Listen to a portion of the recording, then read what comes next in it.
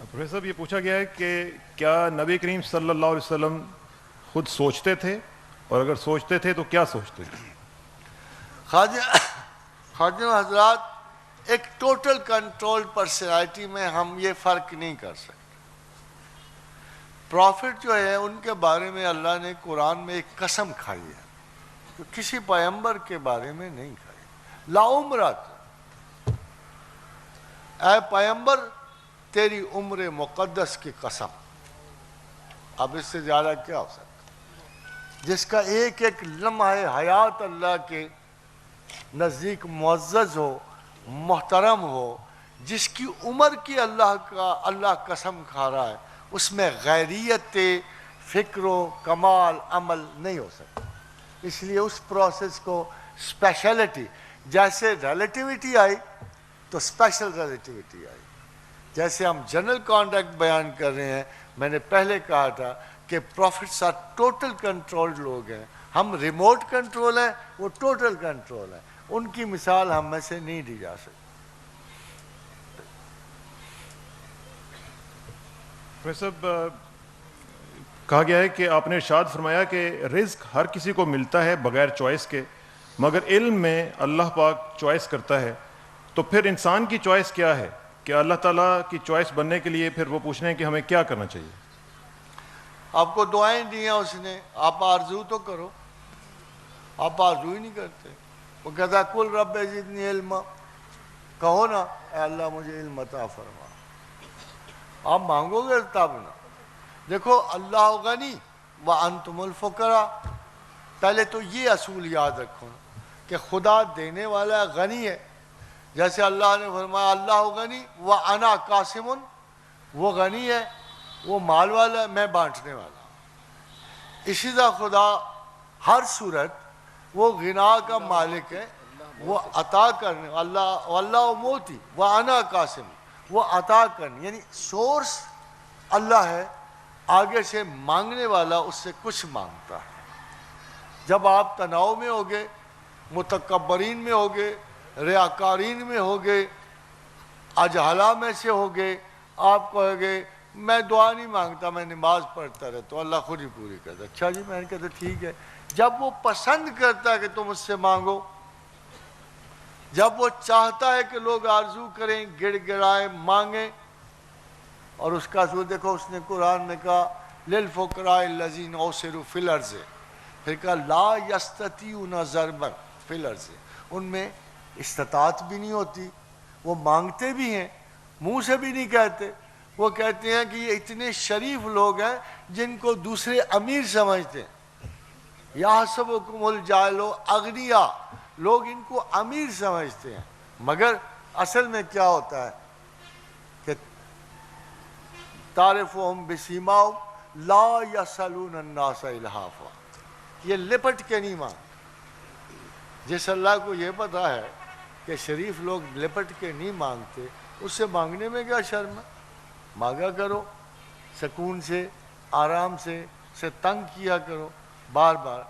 دیکھو حاتم طائی بڑا مشہور تھا سخاوت، بڑا شورا، بڑے نعرے۔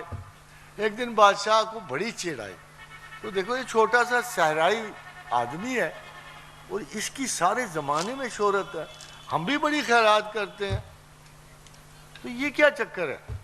تو اس نے کہا ایک 12 دری بناؤ جس کے 40 دروازے ہوں۔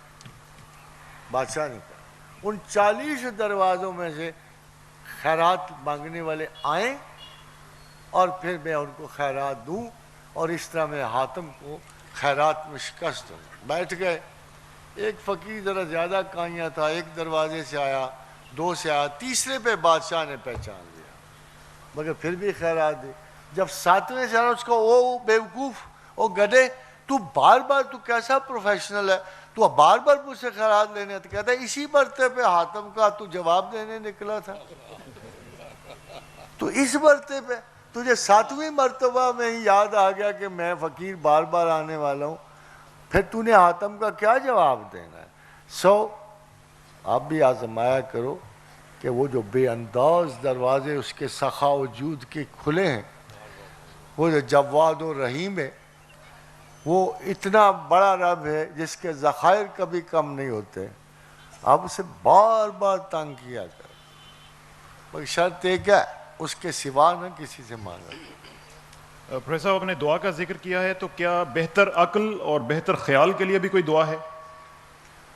ہاں جی، ہاں جی، سب سے بڑی دعا ہے کہ اللہم انی اعوذ بک من قلب لا یخشع، اے اللہ اس دل سے پناہ مانگتا ہوں جو تیری محبت کے زوال سے ڈرے نہ، اے اللہ اس دل سے پناہ مانگتا ہوں جو تیری دوری سے ڈرے نہ۔ اللہم انی اعوذ بک من قلب لا یخشع، نفس لا تشبع، اس نفس سے بھی توبہ کرتا ہوں، پناہ مانگتا ہوں جو کبھی سحری نہیں ہوتا، اس کا پیٹ ہی نہیں بھرتا، اور میں اس علم سے بھی پناہ مانگتا ہوں، اللہم انی اعوذ بک من علم لا ینفع، کہ جس علم سے کسی کو فائدہ نہیں ہوتا۔ اگر آپ نے منفعت بخش علم کی دعا مانگنی ہے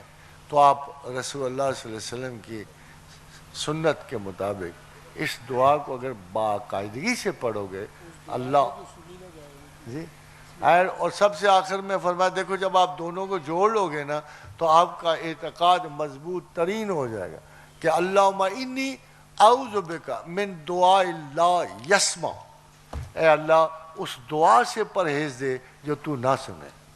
ختم ہوگی نا بات جب آپ یہ کہتے ہو اے اللہ مجھ سے وہ دعا نہ کرا جو تو نہ سنے، تو جب ہم وہ دعا نہیں کریں گے اور اس کے بعد یہ دعا مانگیں گے اللہم انی اعوذ بک من علم لا ینفع، تو یو کین ویری ایزیلی سے کہ 100% آپ کی دعا قبول ہو۔ اور ویسے بھی حضرت سیدنا عمر بن خطاب رضی اللہ تعالی عنہ کا قول ہے کہ اگر تم پیکج ٹھیک کر لو تو آپ کی دعا ہر صورت قبول ہوگی۔ پیکج کا مطلب پتہ ہے کیا ہے؟ دعا کا جو پیکج آپ نے تیار کرو اس کو ٹھیک سے تیار کرو، یعنی پہلے درود پڑھو اور بیچ میں آرزو کرو، پھر آخر میں درود پڑھو اور لیٹر پھینک دو، سمجھے نا؟ تو حضرت عمر کہتے ہیں کہ یہ تو ہو ہی نہیں سکتا کہ خدا درود قبول نہ کرے، بیچ میں آپ کی دعا بھی نکل جائے، ہے نا؟